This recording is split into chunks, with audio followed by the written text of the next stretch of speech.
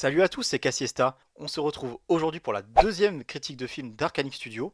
En préambule, je voulais vous adresser un grand merci pour la première vidéo qui a fait quelques vues quand même. Pour notre chaîne, c'est pas dégueulasse. Voilà, donc je voulais vraiment vous remercier et vous inviter à commenter la vidéo d'avant, même celle qui va sortir aujourd'hui, parce que on a bouleversé nos programmes pour un film spécial qui va beaucoup faire parler, j'en suis sûr. En fait, il était prévu au départ que la deuxième vidéo soit L'amour ouf de Gilles Lelouch, et ça a été décalé parce que nous allons parler aujourd'hui d'un film qui est sorti la semaine dernière, qui est Conclave de Édouard Berger. Un film qui fera, j'en suis sûr, couler beaucoup d'encre dans notre petite communauté et aussi dans le monde entier, parce que c'est vraiment un film qui est important, qui donne à réfléchir sur certaines choses, et je suis ravi de vous partager mon avis sur celui-ci aujourd'hui.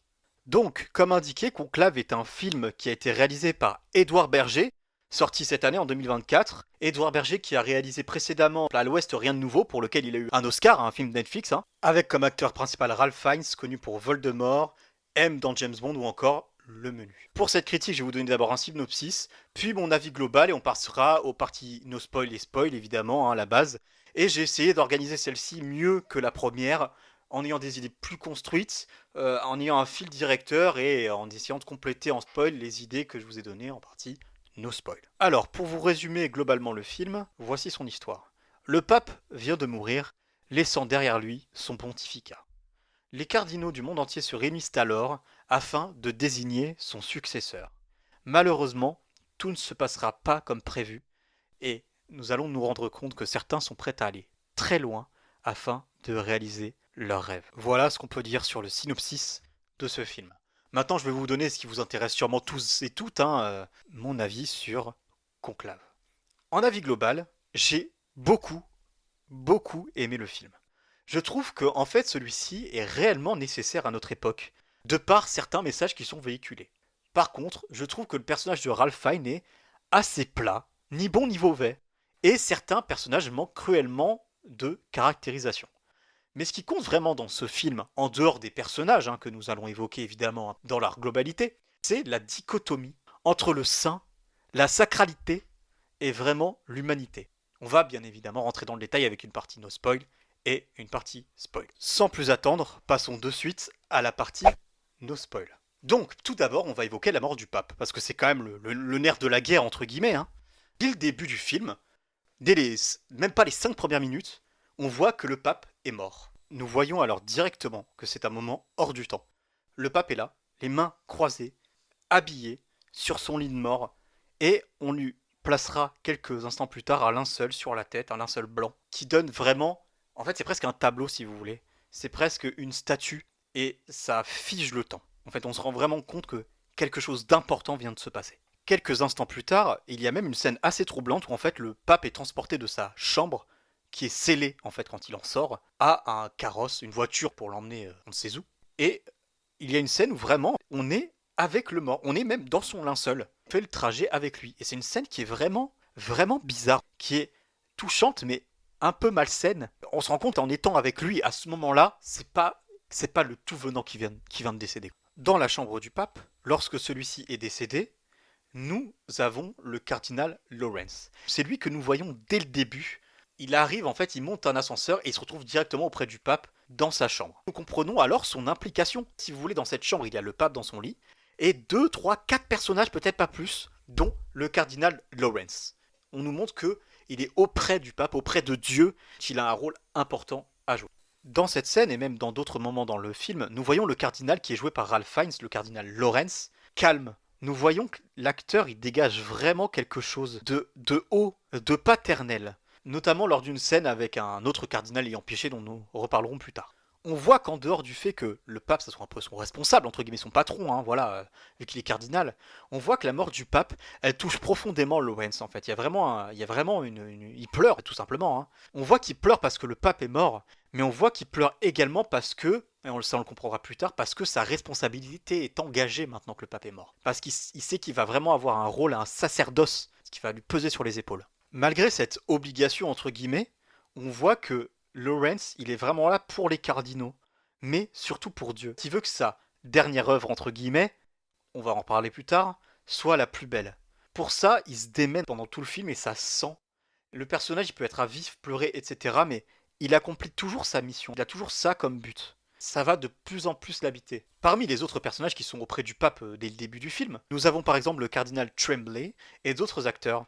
Ça va me permettre de parler en globalité dans le film des acteurs.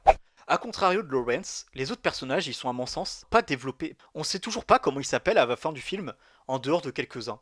On peut juste les désigner par des termes assez manichéens. C'est très dommage. Quand on va parler des autres personnages, on dira ah lui c'est le méchant, lui en gros c'est le raciste, lui en gros c'est le gentil. Et c'est vraiment dommage qu'il n'y ait pas plus de profondeur pour les personnages, parce que ça apporterait aussi plus de profondeur à l'intrigue. Certaines trahisons, elles seraient beaucoup plus dures, certains mots de certains personnages seraient beaucoup plus durs aussi, si on comprenait leur importance, notamment pour le personnage principal. Évidemment, spéciale dédicace à l'acteur qui joue le cardinal Tremblay, père de James Franco dans le remake de La Planète des Singes, que je trouve incroyable. On a aussi d'autres personnages comme le cardinal Bellini, je me suis demandé d'ailleurs si ce n'était pas Mark Strong tout le film, que j'adore. Ce qui est dommage, c'est que malgré les personnages physiques qu'on a dans ce film, je trouve que le personnage le plus important, malgré un cardinal évidemment important dont on reparlera plus tard, je trouve que le personnage le plus important, c'est celui qu'on ne voit pas. C'est celui qui n'est pas à huis clos, c'est le monde extérieur. Le monde extérieur qui a vraiment un rôle, qui arrive à pénétrer réellement les murs fermés mais poreux du Vatican. Ce qu'on peut dire dans cette partie no spoil en globalité sur les personnages, c'est que les cardinaux sont des reflets de notre société, des reflets de nous, des reflets de l'humanité. Ils sont censés être saints, être justes, loyaux, raisonnés et raisonnables, mais on se rend compte qu'en fait, c'est juste des hommes divisés, extrêmes, sensibles et parfois insensés. Dans ma troisième sous-partie, je vais parler un petit peu du décor. Les décors sont bien, ils sont beaux. Tu retiens vraiment le couloir où il y a les chambres, la chapelle où ils sont. Je crois que c'est la chapelle Sixtine, je pense, peut-être pas, mais voilà.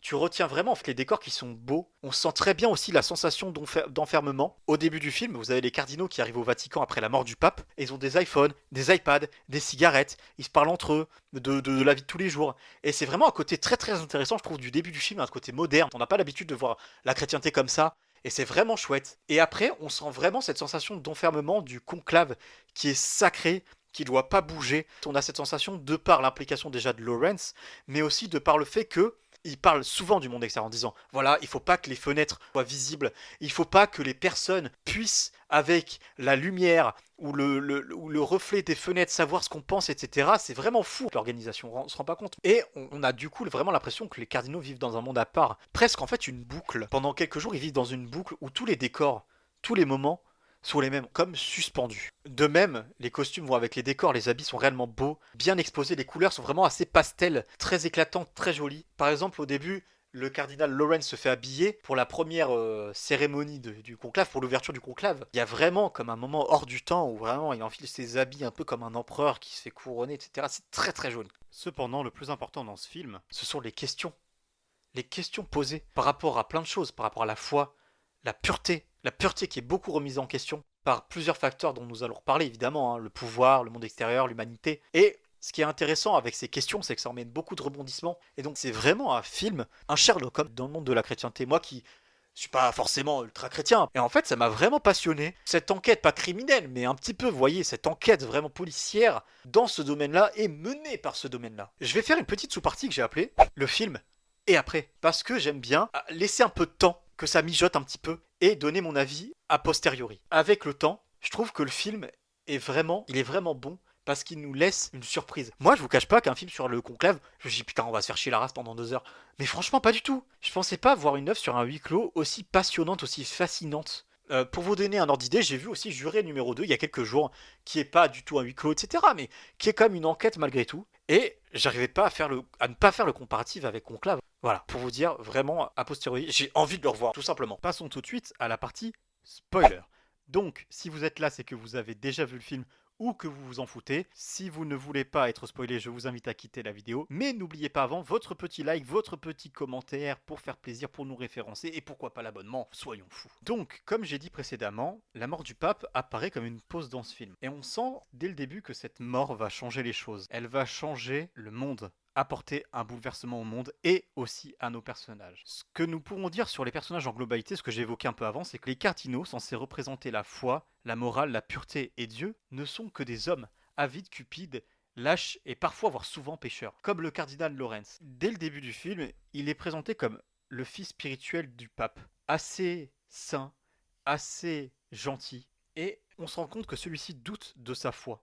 Il ne veut pas forcément rester dans l'église, il ne veut pas devenir pape, il ne veut même pas du rôle de dirigeant du conclave. Il est sûr de vouloir démissionner. Mais, malgré tout, il se révèle comme une pièce maîtresse au cœur de l'enquête de corruption et d'avidité. Au départ, il est vraiment à part, il est vraiment la bonté dans ce monde de pécheurs et de traîtres, et au final, son rôle, il va devenir de plus en plus gris. Il va mener une enquête, perdre sa neutralité, détruire le scellé sur la chambre du pape. On se rend compte que le personnage, petit à petit, bien qu'il dise qu'il ne veut pas être pape, et ben peut-être en fait c'est ce qu'il veut. Le fait que ce personnage soit gris, ça nous permet de comprendre beaucoup de choses. On comprend peu à peu pourquoi le pape n'a pas accepté sa démission au départ alors qu'il doute de sa foi. Il était fait pour ce rôle. En étant en proie à ses doutes, en étant en proie au fait de vouloir partir, c'était la pièce maîtresse de ce conclave, pour s'affranchir des limites sacerdotales et révéler les vices des autres cardinaux. Par contre, à partir du moment où il passe dans le côté un peu plus noir, il le paye directement, dès le moment où il met son nom dans l'enveloppe. Et lorsqu'il se rend compte que c'est ce qu'il veut, et que nous nous rendons compte aussi qu'au final, c'est ce que le personnage veut,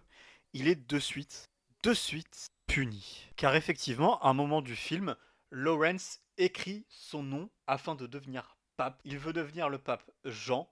Et à partir de ce moment-là, la chapelle Sixtine reçoit une bombe. Il est à terre, un petit peu ensanglanté, et un faisceau lumineux arrive sur lui. Et on comprend que c'est comme si ses péchés étaient vus du dessus et que ce moment était décidé par Dieu et qu'il lui disait « Ce moment n'est pas le tien, tu n'as pas à faire ça ». En dehors de ce côté noir du cardinal Lawrence que nous venons d'évoquer, c'est un cardinal qui est intrinsèquement moderne. Nous le voyons de par son discours lors de la lancée du conclave, qui est intéressant mais très bizarre à la fois, où il déclare « Le futur pape devra pécher, admettre ses péchés et se repentir ». Ce qui nous montre qu'il ne veut pas une personne parfaite, empreinte de sainteté, mais quelqu'un qui sait se repentir. Néanmoins, nous pouvons voir dans le film quelques faiblesses du progressisme du cardinal, car sur le sujet des femmes, sur le sujet d'une femme en particulier dont nous reviendrons, on voit très bien qu'il est discret, presque invisible, et dans le film, dans tous les cas, les femmes sont invisibles. Et lorsqu'une femme parle, la mère Agnès, elle se confond en excuses, tout le monde la regarde comme un intrus. Après avoir parlé longuement de Lawrence,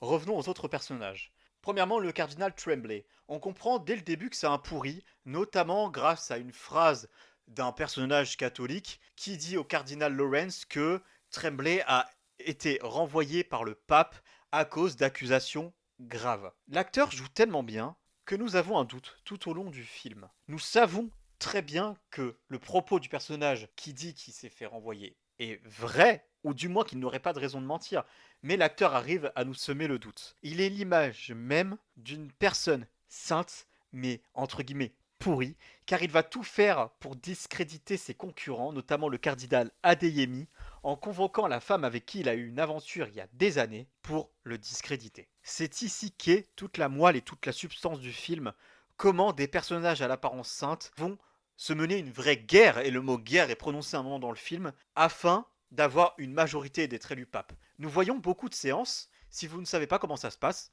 lorsqu'un pape meurt, tous les cardinaux se réunissent dans une pièce et votent en boucle jusqu'à ce qu'un cardinal en particulier ait une majorité. Et le but est qu'un cardinal ait une majorité et que le pape soit un personnage, comme par exemple Tremblay. Pour en revenir à ce dernier, il arrive même à mentir à propos du Saint-Père en disant que celui-ci ne l'a jamais renvoyé alors que c'est vrai, et Lawrence arrive à accumuler des preuves contre lui d'une façon pas très catholique, justement. Parmi les autres cardinaux, nous pouvons citer Aldo, qui est le meilleur ami, en gros, de Lawrence, et qui est vraiment un pendant de Lawrence. Pendant la première partie du film, Lawrence dit qu'il ne veut pas être pape, Aldo non plus, mais on se rend vite compte que petit à petit, Aldo laisse son envie arriver. Et c'est ce qui va se passer beaucoup plus tard avec Lawrence. Donc il y a vraiment un rôle de ping-pong entre les deux. Des fois, Lawrence dit non, on ne peut pas voter pour Tremblay car c'est le pire de l'église. Et Aldo dit non, mais on a bien eu des papes qui étaient haine ou des papes qui étaient violents ou voilà. Et c'est ça qui est intéressant de par le personnage d'Aldo, c'est qu'on a quand même une critique fondée de l'église en disant ben regardez, les anciens papes étaient pas mieux que les nouveaux. Donc il est un petit peu le pendant de Lawrence et des fois il complète un peu ses propos. Voilà. En autre cardinal, nous avons Tedesco, donc, qui est l'opposé des cardinaux progressistes, lui qui ramènerait l'Église des centaines d'années en arrière. Il est vu comme un cardinal extrémiste, et c'est ça qui est intéressant, c'est de mettre en exergue tous les cardinaux progressistes contre un cardinal qui est lui plutôt extrémiste. Et le but du conclave est clairement que Tedesco ne soit pas élu. La vision de Tedesco qui est extrémiste À un moment, elle est remise en question par le cardinal Benitez, dont nous allons reparler un petit peu plus tard. C'est à l'occasion du 5 ou 6e vote, ils sont dans une pièce, ils se réunissent, ils ont reçu une bombe sur la chapelle Sixtine, et là Tedesco dit non mais il faut que ça cesse, il faut, en gros, hein, voilà, on nous dit maintenant c'est la guerre, il faut leur déclarer une guerre, et donc pour ça il faut que l'Église revienne à ses vertus d'antan. C'est ce que le personnage dit, hein, je précise. Et là le cardinal Benitez le remet en question. Le cardinal Benitez qui est la vraie pièce maîtresse de cette œuvre. On nous présente celui-ci comme un nouveau cardinal n'ayant jamais participé et étant élu par le pape après sa mort ou quelque temps après sa mort. Il a été désigné très vite comme faisant partie de l'Église et après très vite cardinal. Il y a un mot in postem ou je ne sais plus, mais il y a un mot spécial. Donc c'est la première fois qu'il participe. Et on découvre que ce cardinal vient de Kaboul, en Afghanistan. Donc déjà on se dit qu'est-ce que fout un cardinal à Kaboul. Voilà, c'est déjà très étonnant. Et on nous apprend que celui-ci a fait ses classes dans un autre pays, qui était un pays d'Afrique, il me semble. Donc, il n'est pas du tout le même cardinal que ses pairs. Et c'est ça qui est intéressant. Pour en revenir à Tedesco, ils sont dans la pièce après qu'une bombe soit tombée sur la chapelle Sixtine. Et là, Benitez lui dit vous dites qu'il faut déclarer une guerre. Mais savez-vous ce qu'est vraiment la guerre? Moi, je l'ai vécu. Moi, j'ai vécu dans des pays difficiles et j'habite à Kaboul en Afghanistan où on connaît la guerre. Et là, vraiment, son discours a du sens. C'est une claque à ce moment-là du film. Faut bien se le dire parce que, voilà, il y a une agression extérieure sur le monde des cardinaux. Et quand l'autre il dit déclarons la guerre, on a un petit peu ce mode de pensée de se dire c'est vrai que ils sont attaqués, donc pourquoi pas répliquer. Et là, le cardinal dit non, non, mais la guerre, en vrai, c'est ça. C'est pas ce que vous dites, vous ne connaissez rien à la guerre. Et c'est vraiment un instant important du film.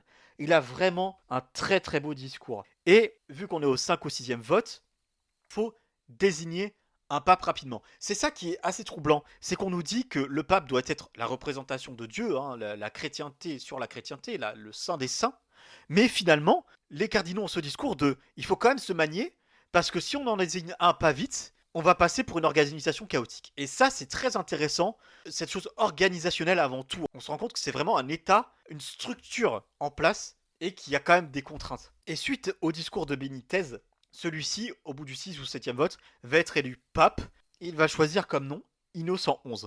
Pour un cardinal qui connaît la guerre, qui a vécu des horreurs, se faire appeler Innocent XI, c'est très très fort. Au dernier moment, Lawrence a des nouvelles d'en gros un de ses valets qui mène des enquêtes extérieures pour lui. Et on savait que Benitez avait eu une opération en Suisse. Et le valet de Lawrence vient le voir et lui dit quelques mots sur cette opération. Et Lawrence accourt dans la salle où Benitez doit remettre ses habits de pape. Et là, on se rend compte que Benitez est hermaphrodite. Il est à la fois un homme et surtout une femme. Et là, vraiment, on prend un coup derrière la tête, mes enfants. Mais vraiment, on se dit ouah, je m'y attendais tellement pas. En fin de compte, on se dit, et Lawrence se dit aussi, parce que lui, rappelez-vous de ce que je vous ai dit avant, il y a une sorte de puritanisme par rapport aux femmes. Et on se dit, mais c'est tellement logique que le mec, ou la meuf plutôt, qui soit pape, elle soit des deux côtés. Elle connaisse la guerre, elle soit à la fois homme et femme. Benitez a une phrase très forte par rapport à ça. À un moment, Lawrence lui dit non, mais vous ne voulez pas faire l'opération et choisir. Et Benitez lui dit je suis tel que Dieu m'a fait. Mais quelle phrase, quel moment. Vraiment un moment de cinéma comme on n'en fait pas, quoi. Quel moment. On se dit mais c'est évident. Après, à posteriori, on se dit ça va être le bulk total. Mais sur le coup, on se dit c'est évident. Et à la fin, Lawrence sort, il va dans la cour du Vatican, en quelque sorte. On entend que les cloches sonnent, que la foule est en délire, donc ça veut dire que le pape a été élu. Et on voit un sourire sur son visage. Ta mission est accomplie. Tu as élu non pas la personne la plus sainte, non pas la meilleure personne, mais une personne qui a péché, qui a eu la volonté de choisir, qui a eu la volonté de partir de l'église, mais au final, la personne s'est repentie. Et c'est ça qui est intéressant. Et on se rend compte qu'à ce moment-là, tout concorde. Le rôle de Lawrence était parfait pour élire un pape comme Benitez. C'est vraiment une fin vraiment incroyable. Des fois, il y a des rouages comme ça qui s'accordent parfaitement. Alors, d'aucuns diront que cette fin est woke, mais quel beau message, quoi. Quel beau message et quel message important. On arrive à la fin de cette critique sur Conclave. Je vous remercie de m'avoir suivi. Donc, comme vous avez pu comprendre, j'ai adoré le film et le message qu'il véhicule. On se retrouvera bientôt pour une critique de L'amour ouf et sûrement d'autres films. Je vous remercie encore. C'était Cassiesta. Ciao.